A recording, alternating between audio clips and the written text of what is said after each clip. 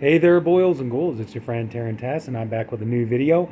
Yeah, just really quick before we get started, just kind of giving you guys a little bit of an update. Yeah, I think you can maybe see like I'm starting to take some of the movies, like I said in the previous video, about how I was going to start casing some of them and, you know, getting some new shelving and things like that. So, yeah, just a quick word about that. And so don't be too surprised if maybe before too long, it could be a month, it could be, I don't know. It's like it's coming along, but might still take a little bit, but you might start seeing some new shelving in the background. I may have to find a new place for some of the posters, but yeah, just got to do it. I've been taking my movies out of sleeves and stuff, and honestly, I've had to throw away several of them, and it's just I got to get them out of sleeves and get them into cases. So yeah, like my 4K for the Blob, I had to rebuy that one. So yeah, so it's like this is expensive, but one way or another, it's going to be expensive either way. So, but anyway, just kind of all right, we got that out of the way. Just kind of a quick update about that. But yeah, so over time, over the videos and stuff like that, you might start seeing some changes in the background, like you see some of the posters coming down being replaced by shelves and things like that. So just kind of give you a little word of warning about that. Yeah, I got two 4Ks today. I'm not going to really talk about this one too much. This one's from Blue Underground. This is The Million Eyes of Sumeru. This is the extended edition, and it's really nice. It's a nice edition. Unfortunately, it's not particularly a great movie, and I'm going to be honest with you. The main reason I got it is for that right there, riff tracks. Yeah, this comes with the riff tracks version of the movie. And, any of you that have been following my channel for a long time, I love Mystery Science Theater is one of my absolute favorite TV shows of all time. And I love riff tracks. And, I love when they spoof movies and do their commentaries and stuff like that. I enjoy it.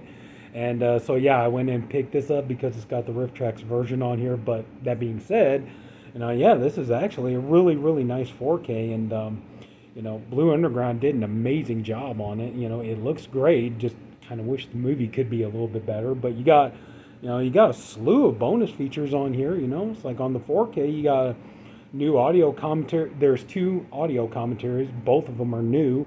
The first one is by David Delval and Dan Marino. The second one is by Nathaniel Thompson and Troy Howarth.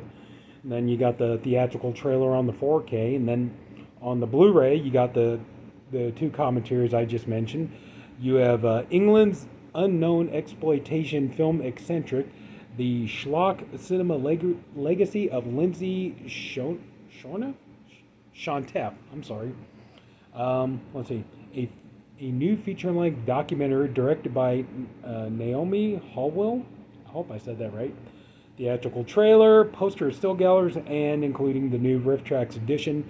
Riff by Mike Nelson, Bill Corbett, and Kevin Murphy. But still, this is like I said, it's not a particularly great movie to be honest with you, but to me, it's worth buying it alone just to get the Riff Tracks version. But there's the back of it though. There you go. I mean, there's a little eye candy for you if you like that. And then you got the reversible cover art. Yeah, like I said, they of course. Big surprise, but Blue Underground went above and beyond with the transfer. It looks amazing. It looks absolutely fantastic. Your 4K, your Blu-ray, and like I said, of course, you got the reversible artwork there. But yeah, I'm sorry. I'm not really able to talk too much about this one because, like I said, mostly I got it for the Riff Tracks version, but still, it's worth it just for that alone, in my opinion. But anyway, all right. So yeah, I picked that up, and now we're on to the real reason we're here. Almost 5 minutes in, as per usual. Today from Scream Factory, I am absolutely thrilled to get this. I actually do enjoy this movie. I know it's definitely, may as well say it, because it's the title of the video. We're talking about John Carpenter's Village of the Damned, thanks to Scream Factory. I actually really do enjoy this film, and I do not even regret even a second of spending a penny on this movie. I like this movie. Unfortunately, it was one of the only. I only got to see two John Carpenter movies in the theater. I saw this one, and I saw Memoirs of an Invisible Man. I know people are probably going to be like, "Dude, you suck, man. You saw Carpenter's worst movies in the." I don't think this is Carpenter's worst movie. Okay, I actually happen to like this film, and this movie holds a special place in my heart because it's, for a number of reasons. It was a good experience because I went to go see the movie with my mother. She was a big fan of the original movie, and I admit I saw this version before I saw the original. And even though I do really enjoy and appreciate and respect the original, I admit I kind of prefer this a little bit more. That's just me. Probably because I saw this version first. But, it was a good experience because I went to go see it with my mother, and that was awesome. And it's a John Carpenter film. And, I pretty much, I want every John Carpenter film on 4K. So that alone was, to me, worth picking it up for.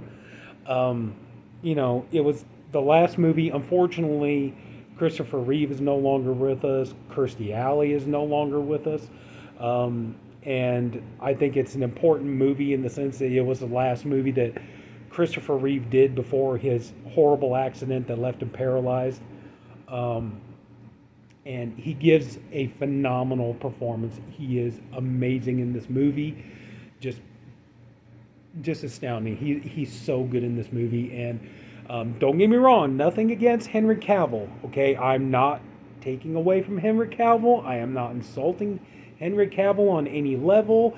I like Henry Cavill as Superman, but I'm sorry. To me, Christopher Reeve, he's my Superman. He's the one I grew up with. I grew up with the Christopher Reeve Superman movies. Okay, I do think that Henry Cavill is an amazing Superman. I think he is he is the perfect follow up for Christopher Reeve. So I have nothing but admiration and respect for Henry Cavill. So don't think I'm slurring on the guy. I'm not. Okay, I really do like Henry Cavill as Superman. I think he does a great job, and I think it does suck that he's not doing it again. Um, but anyway, but yeah, just I'm sorry, but just to me, I grew up with Christopher Reeve. That's my Superman. So, but anyway, so yeah, but this being the last movie that he did before his tragic accident, and he does a great job.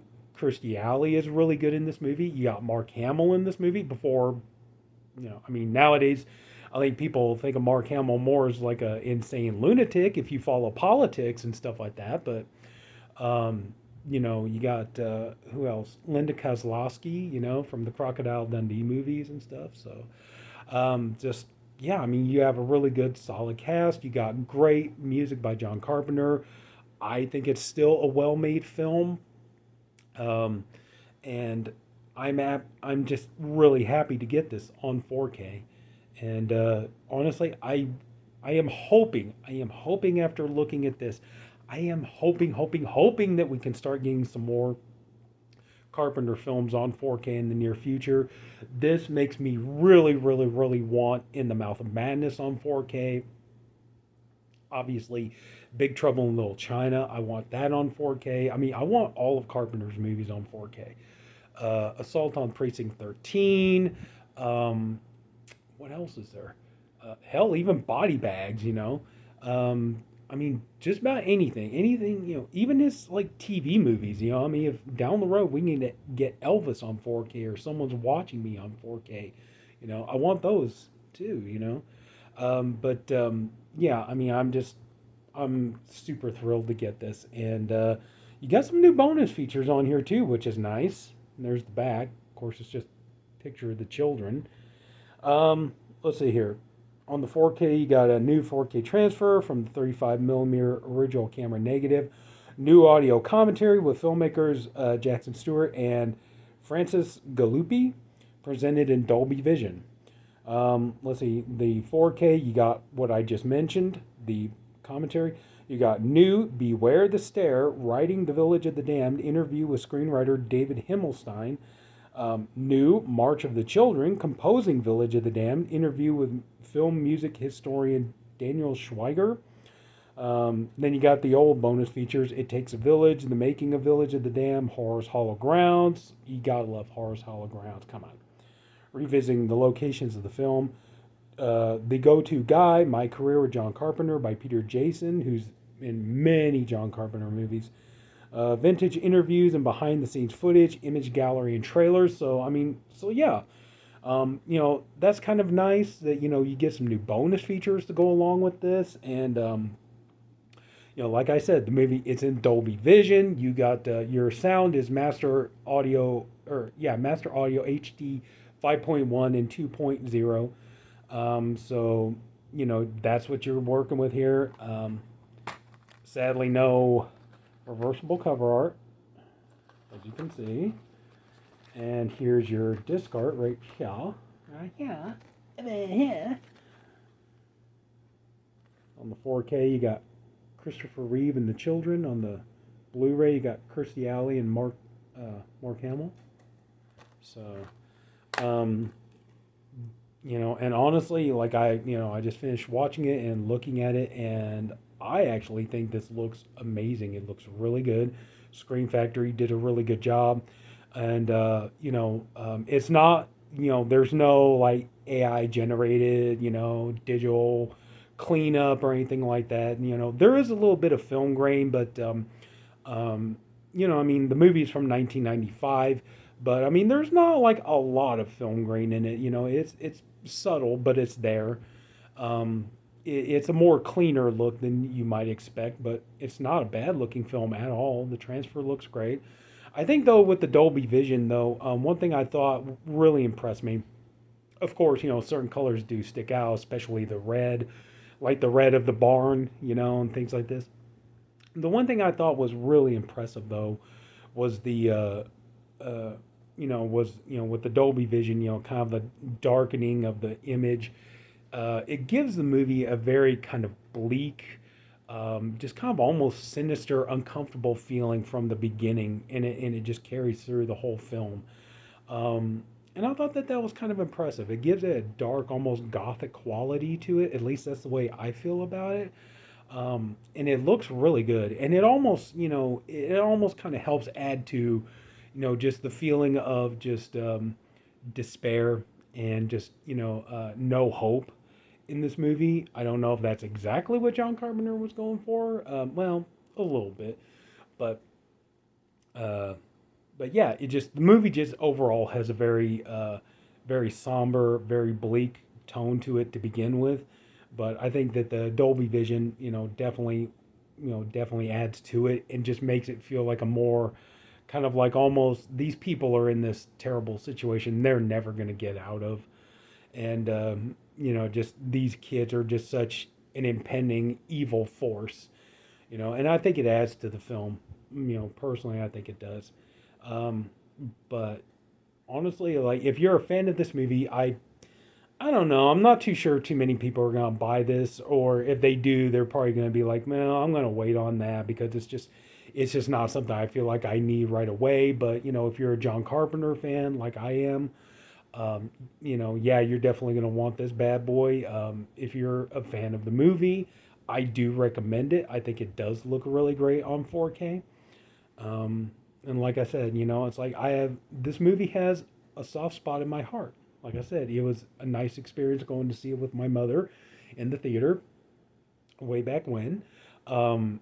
Just it's a good movie, a good story. Carpenter is still, he's still at his game, bringing his A game to this movie. You could tell that they're, watching this movie and then going back and checking the original. You could tell that, okay, I mean, this isn't gonna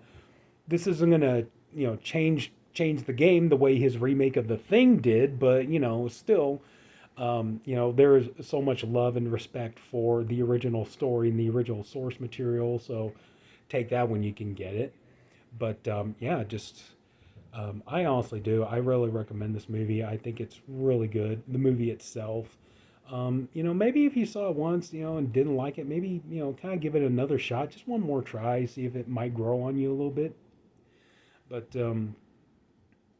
I'm just really happy to have this. And like I said, I am not the least bit sorry that I bought it. and I'm glad to have it on 4K. And like I said, I'm really, really hoping that we can get some more John Carpenter on 4K in the near future, very near future. I'm hoping. Like I said, there's still a number of his movies I still really want on 4K. So, not the Ward. I can do without the Ward. Okay, just I'm sorry. Just like uh, you know, that's the one John Carpenter movie I'm pretty much okay with not having because of a certain person. I think you guys already know where I'm going with this, and I really don't want to watch the Ward in 4K because I'm afraid she's gonna, like every time I see Amber Heard in the movie, like she's gonna be like, there's gonna be like poop stains and skid marks everywhere, and I really don't want to take a chance on seeing that coming across that. But anyway, I'm joking. But so anyway, so yeah, Village of the Damned. If you love the movie, you're a John Carpenter fanatic. You know, it's really worth the investment. At least I think it is. But it's up to you. So that's it. So if anybody took the time to watch this, I thank you for doing it. I appreciate you for doing it. I honestly hope you enjoyed the video.